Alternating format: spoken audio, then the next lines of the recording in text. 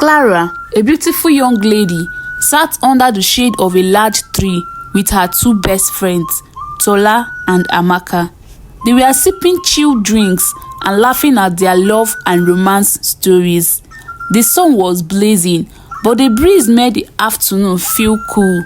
They often met here to talk about life, love, and their dreams.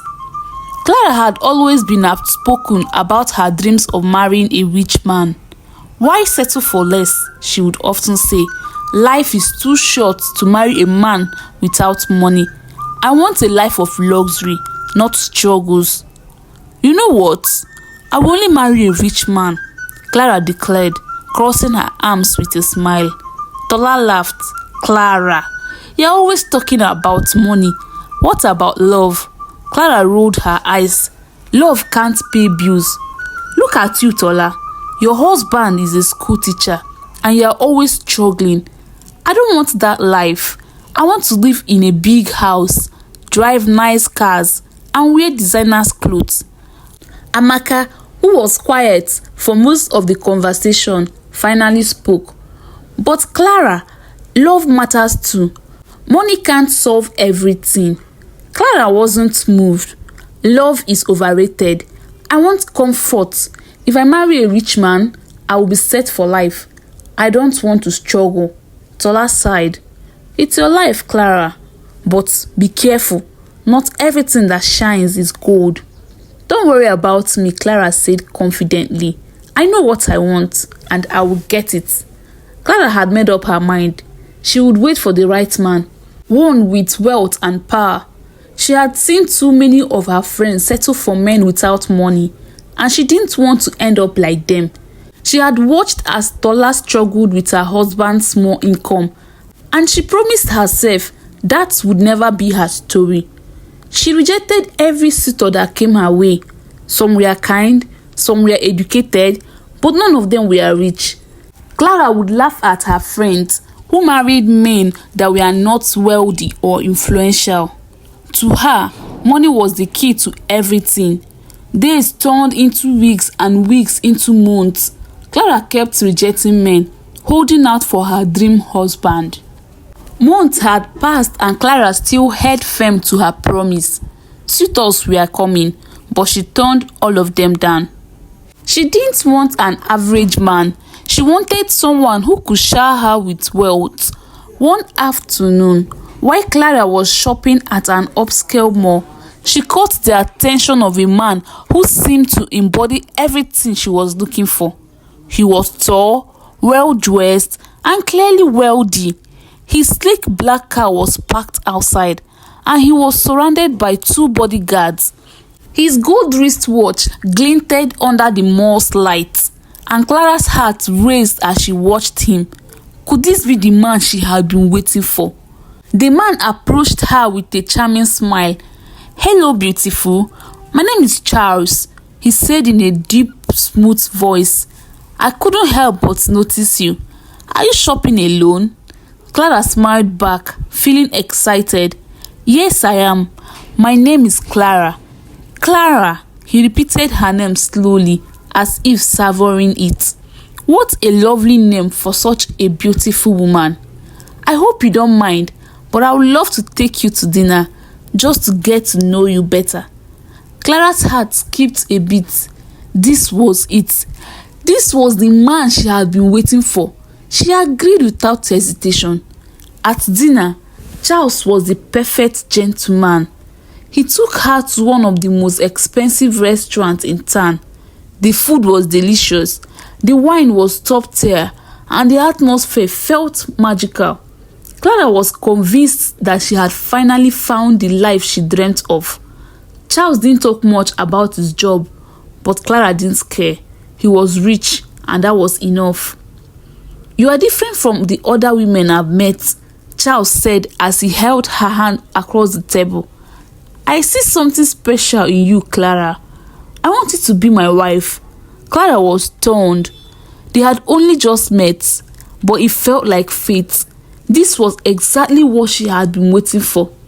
No long games, no empty promises, just a man who knew what he wanted and had the means to get it. Without even thinking twice, she smiled and said, "Yes." The wedding was everything Clara had dreamt of. Charles spared no expense. It was the talk of the town. Clara wore a designer dress, and the venue was filled with wealthy guests, all dressed in their finest attire. There was a band, a huge cake, and flowers everywhere. Clara felt like she was living in a fairy tale. Tola and Amaka attended the wedding, but they were worried.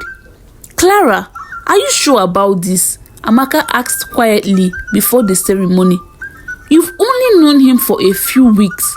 What if there is something you don't know?" Clara laughed. "You are worrying too much, Amaka. Charles is rich and successful. That's all I need to know. My life is about to change for the better." Tola shook her head. "Just be careful, Clara. You don't know him that well." Clara brushed off their concerns. As far as she was concerned, this was her dream come true. The wedding was perfect, and after the ceremony, Charles whisked her away to their new mansion. It was a grand estate with marble floors, high ceilings, and a large pool. Clara was overjoyed.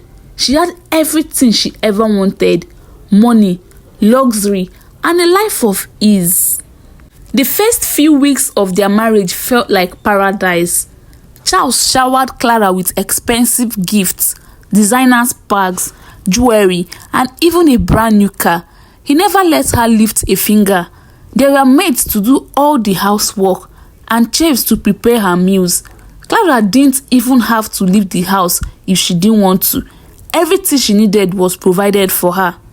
At first, Clara thought she was living her best life. She spent her days lounging by the pool, shopping online, and admiring her luxurious surroundings. Charles was always generous with money, giving her anything she asked for, but something felt off. Charles had strict rules. Clara was never allowed to leave the house without security. She couldn't visit her friends or even go to the mall alone. Her movements were always monitored, and she started to feel like a prisoner in her own home.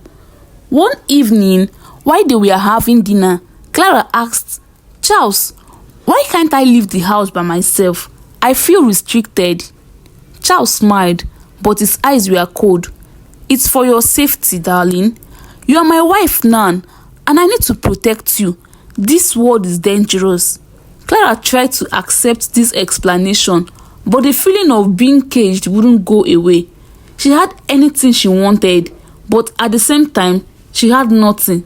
She couldn't even cook her own meals. The chef handled that too. Every aspect of her life was controlled.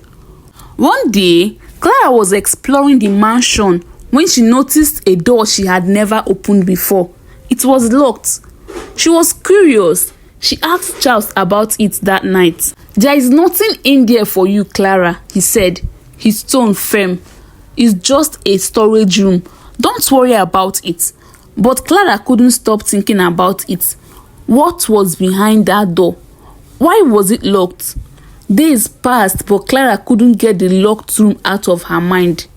Every time she walked by it, her curiosity grew stronger. Why was Charles so secretive about it? If it was just a storage room, why shouldn't she see it? Something didn't add up. One evening, while Charles was out on a business trip, Clara decided she needed to take a closer look. She waited until all the maids had gone to bed. Then she quietly walked towards the mysterious door. She tried opening the door, but it was locked. It was still locked. Frustrated, she paced around, trying to think of a way to get in. That's when she remembered the spare key drawer in the study. Clara's hand shook as she went through the drawer. Finally, she found a small silver key marked to the same initial that were engraved on the door. She hurried back, her heart pounding in her chest.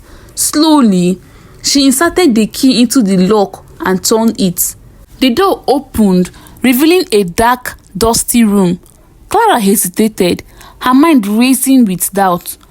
What was she about to uncover? She stepped inside, her fingers tracing the cold wall as she searched for a light switch. When she finally found it, she flicked it on. Her blood ran cold. The room was filled with strange objects, small local pots, dark-colored candles, and what looked like a shrine. The air was thick with the smell of incense. On a shelf, Clara noticed a large book. It was old and worn, with a leather cover. Out of pure curiosity, she pulled the book off the shelf and flipped it open. Her heart nearly stopped when she saw the contents. The pages were filled with photographs of women. One by one, she recognized them as women who had been reported missing in the news over the past few years. There were notes scribbled under each photo, detailing how long they had been married to Charles and when they had been sacrificed. Clara's hand trembled as she turned to the next page. There, at the bottom of the list, was a note with her name on it. Clara, 4 months, sacrifice date, 2 months from now. She couldn't believe it. Charles wasn't just a wealthy businessman. He was a ritualist, and she was next. Clara dropped the book, her mind spinning. She couldn't breathe. Her whole body shook with fear. How could she have been so blind? How could she have ignored all the warning signs, the lavish gifts, the strict rules, the isolation? It was all a part of his plan to keep her under control until it was time to kill her. Tears welled up in her eyes as she realized how close she was to becoming his next victim. She had only 2 months left. 2 months.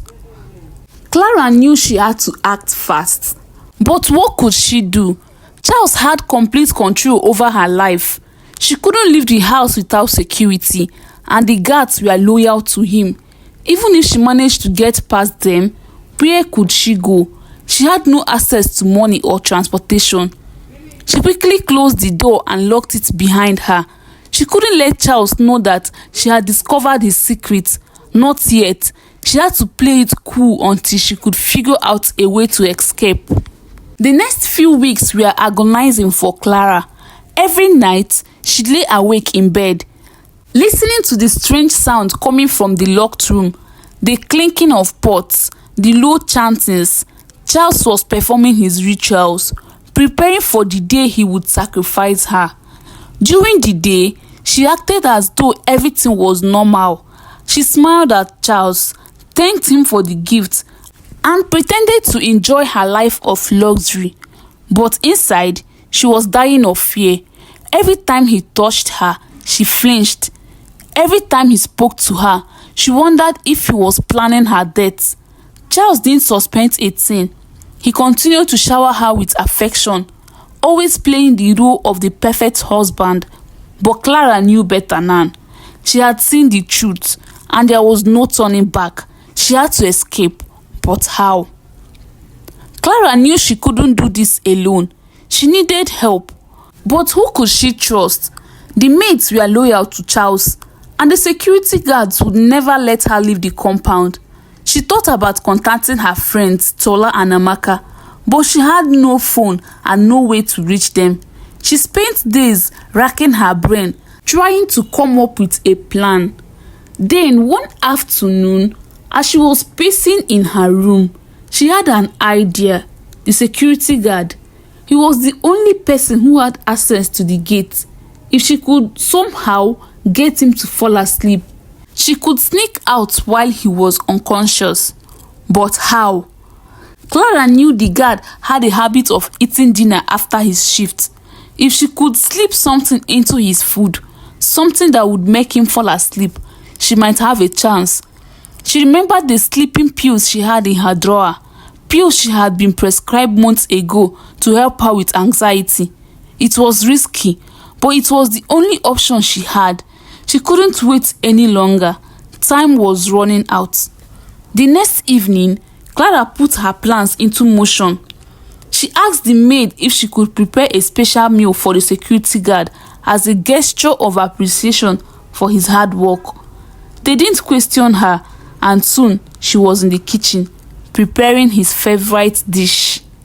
As she cooked, she ground up the sleeping pills and carefully mixed them into the food. Her hands shook the entire time. What if this didn't work? What if the guard didn't eat the food? Or worse, what if he noticed something was off? But she had no choice. It was now or never. That night, after the guard had finished his shift, Clara brought him the food. She smiled sweetly as she handed him the plate.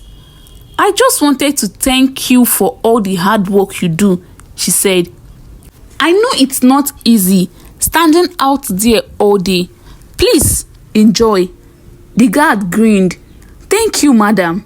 This is very kind of you." Clara watched nervously as he dug into the food. Minutes passed and finally the guard's eyelid grew heavy. He tried to fight it, but within moments he was sound asleep. Clara's heart raced. This was her chance. Clara stood frozen for a moment, staring at the guard slumped in his chair. She could hear her own heart pounding in her chest, and her legs felt weak, but she knew this was her only chance. She couldn't waste another second. She tiptoed past the guard, careful not to make any noise, and rushed to the front gate. Her fingers trembling as she wanted to open the gate, praying that the gate wasn't locked with a code or anything complicated. To her relief, it opened with a simple turn of the handle. As soon as she stepped outside, the cool night air hit her face, and for the first time in months, she felt free. But she knew she wasn't safe yet. She had no phone, no money, and no idea where to go. And if Charles found out she had escaped, he would stop at nothing to get her back. Clara pulled the hood of her jacket over her head and started walking, her mind racing. She needed to get as far away from the house as possible before the guard woke up. The roads were dark and empty, and her only hope was to find someone willing to help her. But who could she trust? As she walked, her mind replayed everything that had happened over the last few months. Her arrogance, her rejection of suitors who weren't wealthy, and her foolish decision to marry a man she barely knew, all for the sake of wealth. How had she ended up here, running for her life from a man who planned to kill her? After what felt like hours of walking, Clara spotted a small shop with a dim light inside. She hesitated for a moment, unsure if it was safe to approach, but she had no other option. She needed help. She pushed the door open and stepped inside. The storekeeper, an elderly man with grey hair, looked up at her with curiosity. "Good evening, sir," Clara said, trying to keep her voice steady. "Please, I need help. I need to make a phone call. It's an emergency." The shopkeeper eyed her suspiciously, but something in her voice must have convinced him. He handed her a mobile phone, and Clara quickly dialed the only number she could think of, Tola's number. It rang several times before Tola finally answered. "Hello," came Tola's sleepy voice on the other end of the line. "Tola, it's me, Clara," Clara whispered urgently, her voice breaking. "I need your help, please. Tola, I need your help." "Clara, what's going on? Why are you whispering? Are you okay?" "No, I'm not," Clara replied, tears streaming down her face. "I made a terrible mistake, Tola. I married a man who is a ritualist, and I just found that he's planning to kill me. I need somewhere to hide. Can you help me?" There was a long pause on the other end of the line. "Where are you?" Tola asked finally, her voice filled with concern. "I don't know. Somewhere far from the house. I just escaped." "Stay there," Tola said. "I will come and get you." Clara thanked the shopkeeper for letting her use the phone and sat down on a bench outside the shop, her legs trembling. She kept looking nervously down the road, afraid that Charles or one of his men might come looking for her at any moment. She replayed the events of the past few months in her head. How could she have been so blind? Her greed had led her into a nightmare, and now she was paying the price. All those times she had laughed at Tola and Amaka for marrying men who weren't wealthy. How foolish had she been? She sat there for what felt like an eternity, waiting for Tola to arrive. Finally, in the distance, Clara saw headlights approaching. She squinted, hoping it was Tola and not someone else. As the car pulled up, the passenger side window rolled down and Tola's familiar face appeared. Relief watched over Clara as she ran towards the car and jumped in. "Thank you," Clara whispered as she collapsed into the seat. "Thank you for coming." Tola looked at her with a mixture of concern and disbelief. "Clara, what on earth have you gotten yourself into?" "I will explain everything," Clara said, her voice trembling. "But first, we need to get out of here." As they drove away from the shop, Clara finally began to explain everything. She told Tola about Charles, the locked room, the shrine, and the book she had found with the pictures of the other wives. She described how she had been trapped in the house for months, unable to leave or contact anyone, and how she had finally discovered the horrifying truth. Tola listened in shock, her hands gripping the steering wheel tightly. "I don't know what to say, Clara. This is insane. I can't believe you went through all this."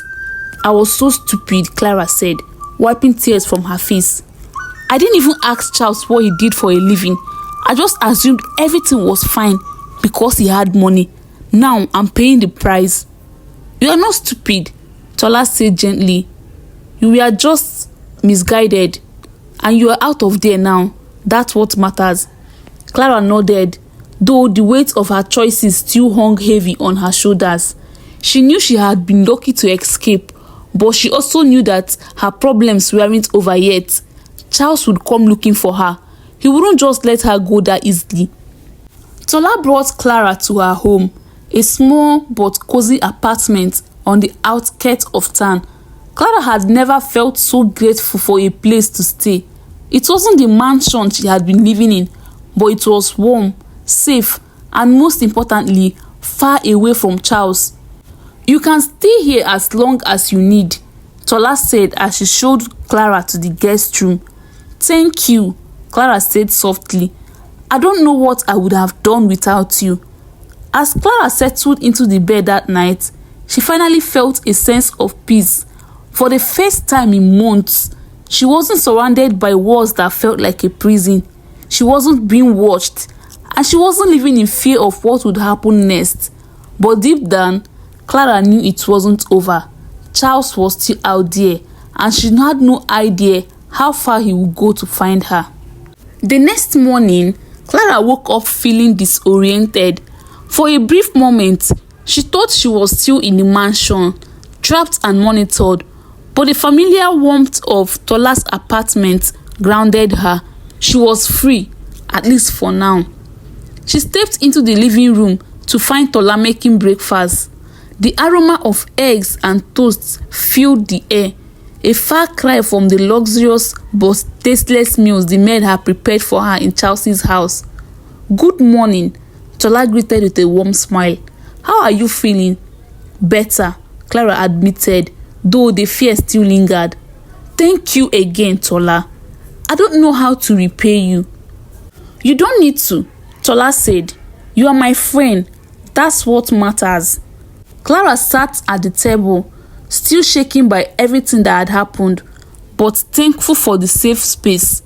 As she sipped on her tea, a thought struck her. Charles would soon notice she was missing. If he hadn't already, he would stop at nothing to find her. The house was guarded, the security tight. There was no way her absence couldn't be discovered by Nan. As if reading her thoughts, Tola set her cup down and said, "We need to figure out what to do next. I'm sure Charles will start looking for you soon." Clara's heart sank. "I know. I can't stay here forever. What if he tracks me down?" Tola sighed. "I've been thinking about that. We could try going to the police, but without concrete evidence against him, it might be difficult. We need to be careful. I saw the shrine, Tola. I saw the pictures and the books detailing how he killed his other wives. That has to count for something, right?" Tola nodded. "It should, But this is Nigeria, Clara. Things aren't always that straightforward. We need a plan. Clara knew Tola was right. Going to the authorities wouldn't guarantee her safety, and Charles had enough influence and wealth to turn things in his favor. Still, she refused to be a victim. She couldn't sit back and wait for Charles to find her. She had to take action. "I can't just keep running," Clara said, her voice firm. "I need to stop him. Somehow. If I don't, he will just keep doing this to other women." Tola looked at her with concern. "You are right. But how do we do that? We don't even know how deep his connections go."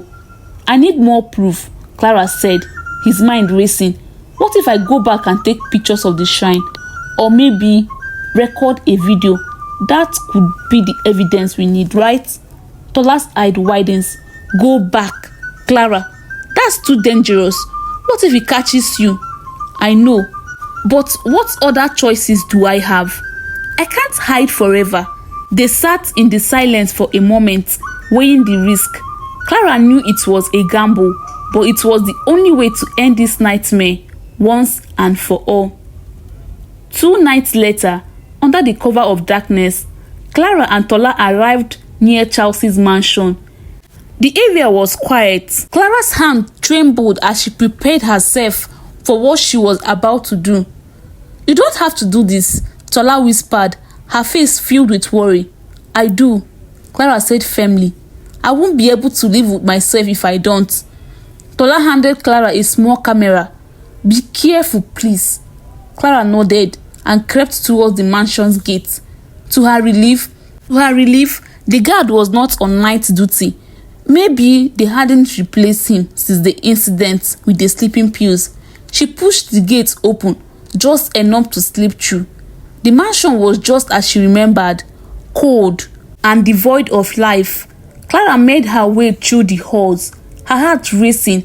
With each step were echoes that made her flinch. But she forced herself to keep going. She had to get to the forbidden room. When she reached the door, her hand shook as she twisted the handle. The room was exactly as she had left it.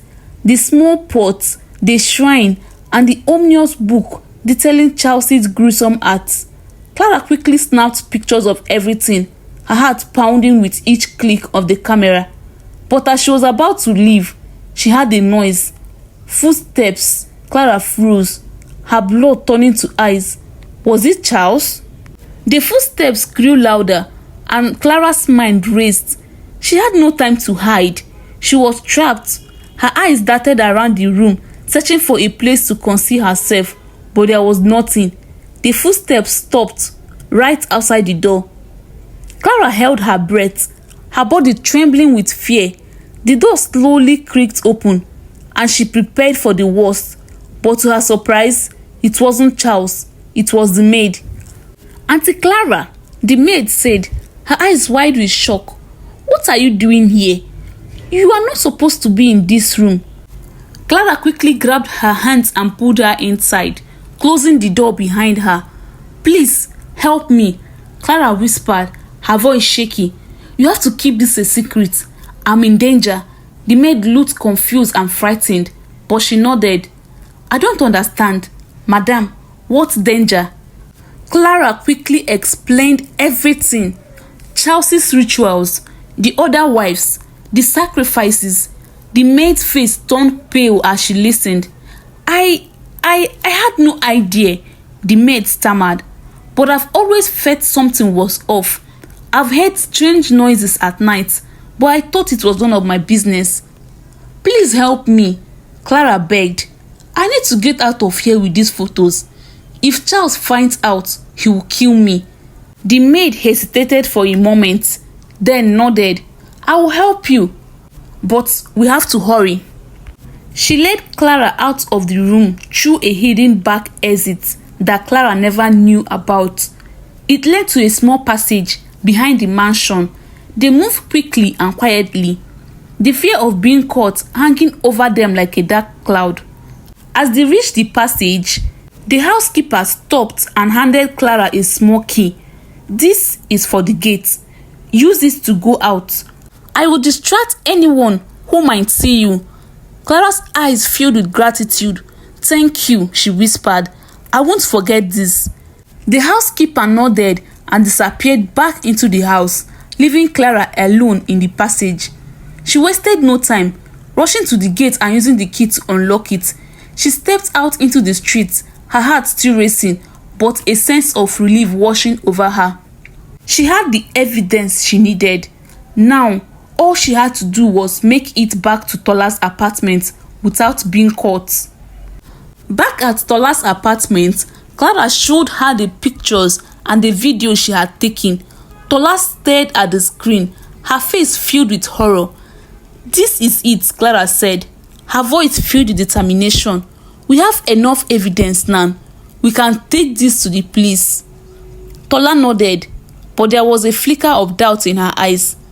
"Do you think they will really do something? Charles is powerful." Clara sighed. "I don't know, but we have to try. If we don't, he will just keep doing this to more women."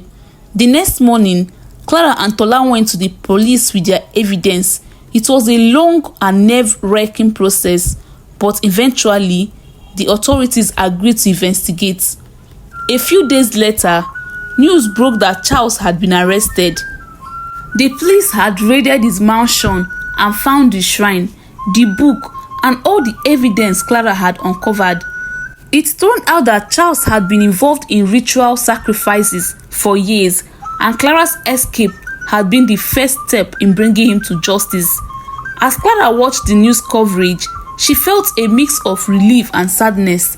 She had narrowly escaped a terrible fate, but she knew that many others hadn't been so lucky. "I'm so proud of you," Tola said, sitting beside her. "You were so brave." Clara smiled weakly. "I just did what I had to do." She had learned a hard lesson, one that she would never forget. Money and wealth weren't worth her life. True happiness came from love, trust, and being with the right person, not from the size of a bank account. Clara had a second chance at life, and she was determined to make the most of it. The end. Thank you so much for watching this video to the end. I am glad you watched it. Please like this video, subscribe to our channel, and don't forget to drop your comments in the comment section. See you in our next video. Bye.